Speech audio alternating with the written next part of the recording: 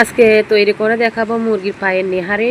তো মুরগির পায়ের নেহারিতে লাগছে 2টা তেজপাতা, 1 টুকরা দারচিনি, দিয়েছি 3টার মতো এলাচ, 1 টুকরা জয়িত্রীর কিছুটা অংশ,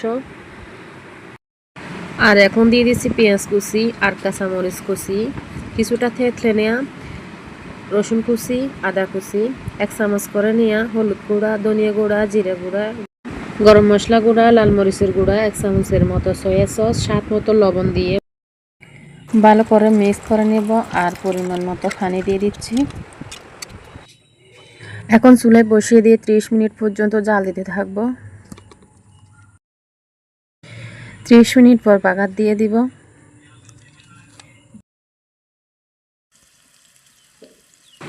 একটা ফ্রাই প্যানে রান্নার রেগুলার তেল দিয়ে তেল গরম হয়ে আসলে দিয়ে দিচ্ছি এখানে পেঁয়াজ কুচি আর রসুন কুচি, কিছুটা ভেজে নিব হালকা ব্রাউন কালার চলে আসা পর্যন্ত।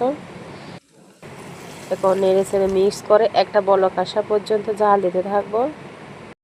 মুরগির পায়ের এই নেহারি গরুর পায়ের নেহারি থেকে কোনো অংশে কম নয়।